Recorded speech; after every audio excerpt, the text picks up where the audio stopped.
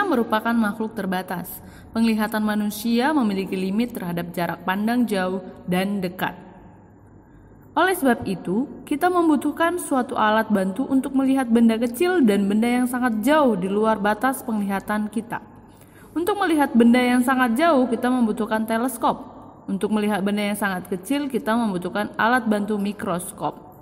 Di sini kita akan mengenal lebih dalam tentang mikroskop.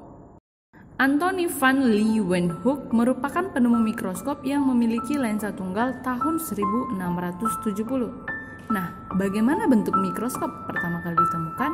Apakah seperti ini? Bukan. Seperti ini. Berdasarkan cara kerjanya, mikroskop terbagi menjadi dua jenis. Yang pertama, mikroskop cahaya. Mikroskop ini menggunakan cahaya untuk mengamati objeknya. Sumber cahaya bisa menggunakan cahaya sekitar yang dipantulkan ke cermin atau cahaya lampu yang dihubungkan ke listrik. Contoh-contoh mikroskop cahaya ada mikroskop monokuler, mikroskop binokuler, dan mikroskop digital. Jenis yang kedua yaitu mikroskop elektron. Jenis mikroskop ini menggunakan berkas elektron yang terletak di bagian atas sebagai sumber energi. Mikroskop jenis ini biasa digunakan oleh orang-orang yang sudah profesional dan peneliti. Ada dua macam mikroskop elektron. Yang pertama, SEM, Scanning Electron Microscope, dan yang kedua, TEM, Transmission Electron Microscope.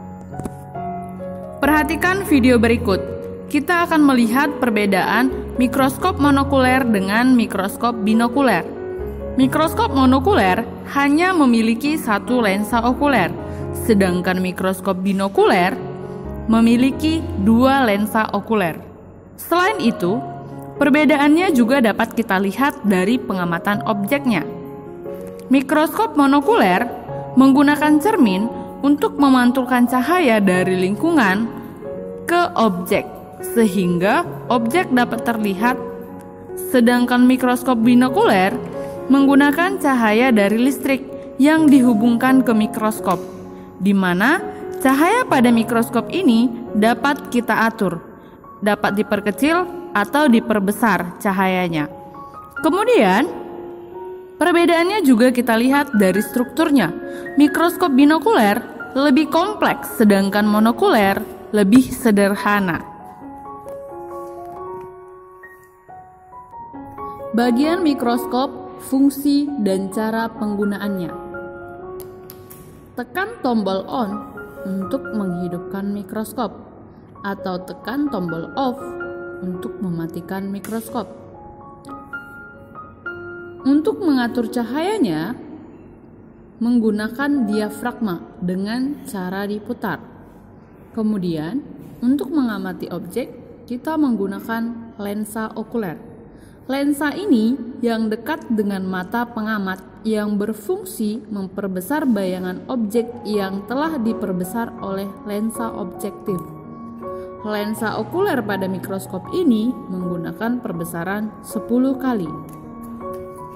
Lensa okuler ini dapat diganti tergantung objek pengamatan. Jika ingin melihat objek yang lebih jelas, dapat menggunakan perbesaran yang lebih besar lagi, misal perbesaran 16 kali. Kemudian, penjepit objek.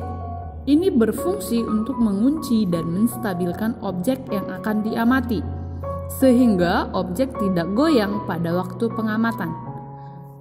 Berikutnya, lensa objektif.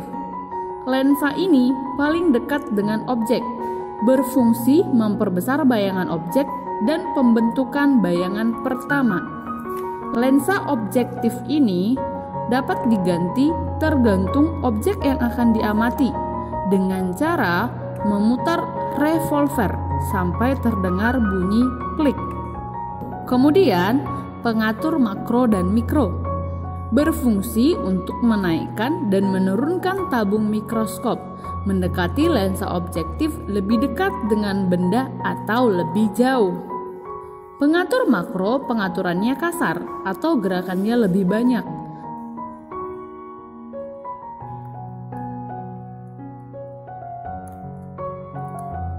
Sedangkan pengaturan mikro pengaturannya halus atau gerakannya lebih kecil. Meja preparat tempat peletakan objek preparat. Kemudian pengatur preparat.